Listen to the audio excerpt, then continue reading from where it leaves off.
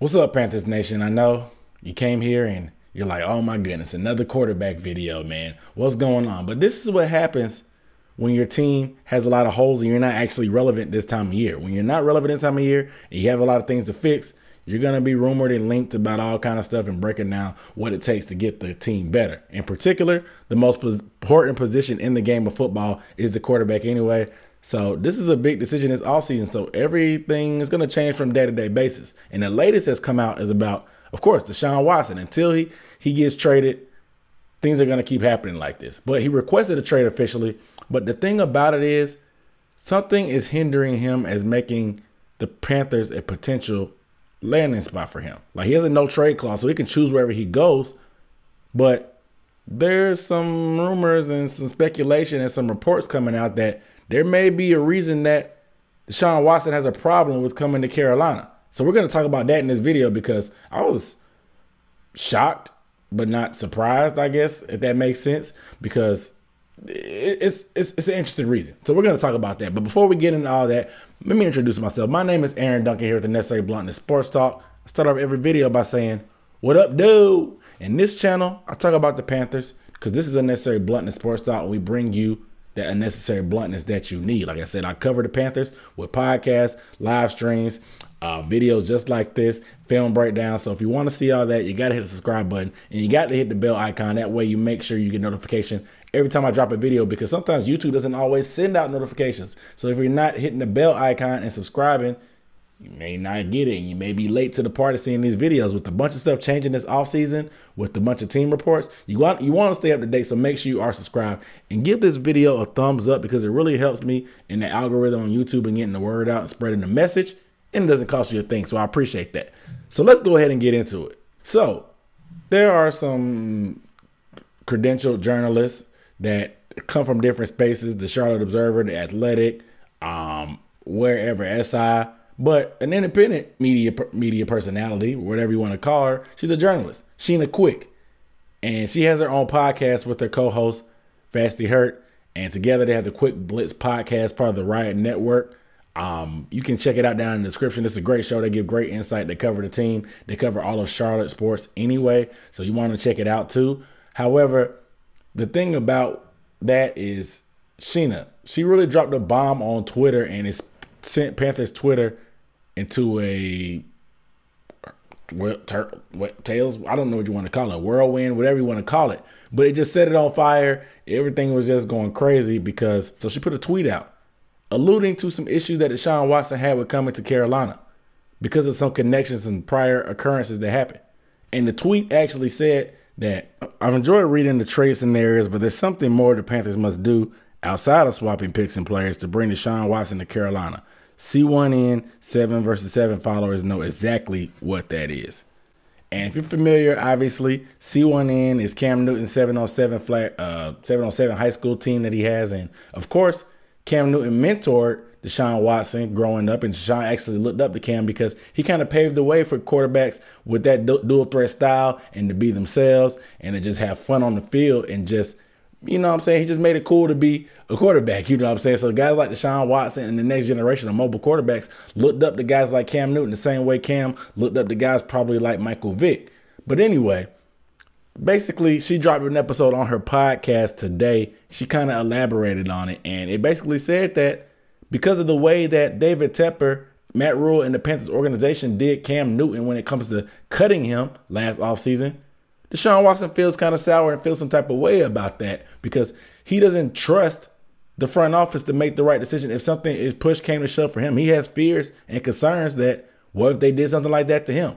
DeShaun Watson is coming from a dysfunctional front office that feels like they couldn't trust the front office because of the way they treated their players. So why would he go to another team willingly that has some similar concerns right now because one of his good friends or somebody that's close to him was in the same scenario that's in his ear telling him how the scenario played down? You know, when you do dirty stuff, stuff comes back to you. You know, one thing they say, I mean, we all know the situation. Last year, Cam Newton, coming off of Liz Frank surgery, it seemed like at Super Bowl weekend he was committed to being on the team. Matt Rhule came to the combine, said he was looking forward to playing with Cam Newton. Dave Tepper was up and down about, oh, if he's healthy, don't talk to me unless he's healthy. Cam got healthy, I guess. Free agency starts. People are going left and right. We don't know if they're going to cut Cam or not. As soon as they figure out they secured Teddy Bridgewater, they gave Cam Newton permission to seek a trade. And we know Cam got in the comments, said, no, y'all forced this on me. I didn't ask for this. This is how it goes. Eventually, he got cut. All the quarterback spots were filled. He ended up going to the Patriots for $2 million. You know, the rest is history. We ended up with Teddy Bridgewater, 4-12. You know, you get the gist. We're number 8 pick, whatever.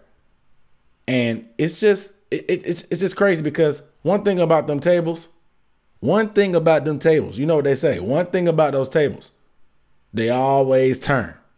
Say that one more time. One thing about them tables, they always turn. And that's exactly what's happening now because for years, even before Cam, even though it was an older regime, with Dave Gettleman getting rid of Smitty, getting rid of some of our legends like Greg Olsen as of recently. And then Cam Newton, Thomas Davis got let go. Players around the league pay attention to this kind of stuff. When you say certain things in the media but turn around and do the opposite, players see these things. So when you're trying to acquire talent, you get hamstrung because of the bad karma you put into the air. Now, you can home grow everybody, build everything through the draft, but you actually have to make free agency moves. You know, when you're not building a team from scratch, you have to be able to make free agency moves. And that's what I said. That's one of the reasons why I felt like Matt Rhule brought in so many young guys, so much young talent, so many guys that used to play for him at Temple, because the message that you're giving off, you're a college coach. It may fall on deaf ears when it comes to a vet like Cam Newton, who's seen a lot in the league, been in the league 9-10 years. Some rookie college coach coming and yelling at him, telling him certain things. The message doesn't always go across well. So he wanted to get guys that would buy into the system that he's had before. And Teddy Bridgewater, he's a nice guy. Teddy would never do this, that, and the third. So he wanted to bring in a guy like Teddy. But I think it's mostly on David Tepper, honestly. David Tepper, he's the one pulling the strings. David Tepper comes from the Steelers, a great organization, and he wasn't really hands-on as an owner. He didn't really do anything. He collected a check. He was a minority share owner, collected a check, got a little press box to take his hedge fund buddies with, to talk about GameStop stock and AMC and Nokia stocks. You know, he was just one of those guys using it as a business venture. Now he's a majority owner pulling all the strings. You clear house. There's not a ton of experience owning the team. In the general manager position, you keep Marty Herney, who's known to be suspect. And then you bring in a rookie coach. You overpay for one because he's built college programs. No, he's unproven. You're all unproven. Marty Herney, the only thing he's proven that he will overpay players and mismanage a team. I mean, what have you done? No winning season since you owned the team? Got rid of something. You've alienated the franchise by getting rid of the most popular player ever in the league history, let alone your team's history. A legend. Somebody put their whole career, body, life on the line, who played for the team with no weapons at times, no offensive line protection.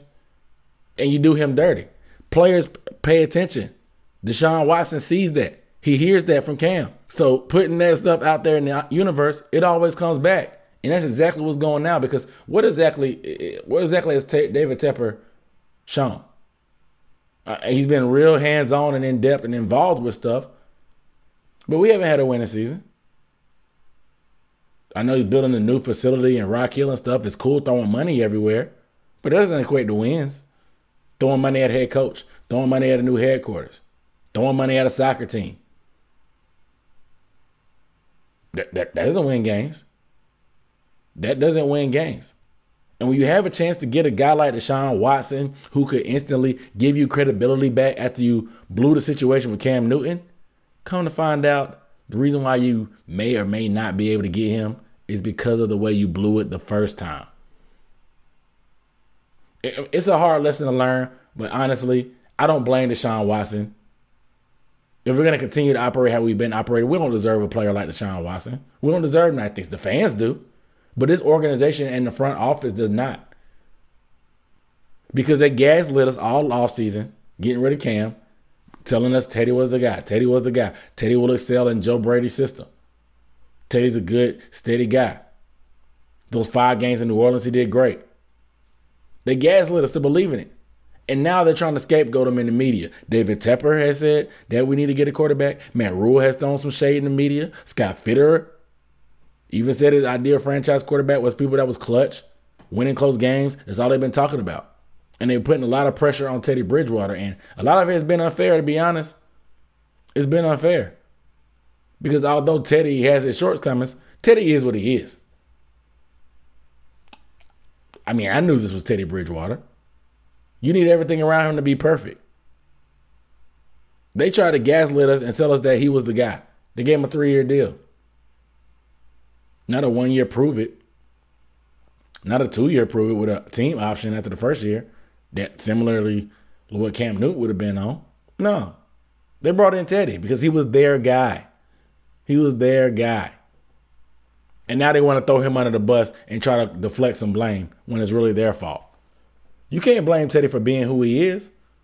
He's consistent. If anything, he is who he is. We've known what Teddy Bridgewater is.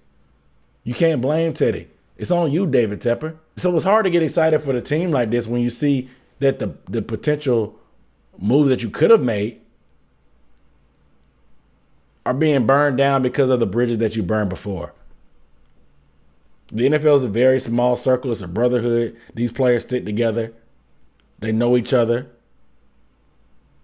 And this is what happens. They build these relationships and they trust each other. They don't trust you as the owner, as a team, as an organization. Because time after time, you do these players dirty. From the Panthers to other teams in the league, you do them dirty. So they're always going to be loyal to each other than they are to the team because you're not going to be loyal to them. Like I said, one thing about them tables, they always turn. Whatever, man.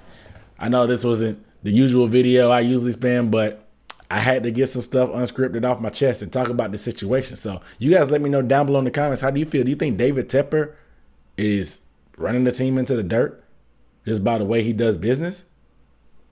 Let me know down below in the comments, man. But without further ado, I'm Aaron Duncan signing off with Necessary Bluntness Sports Talk. I'll see you next time. Peace.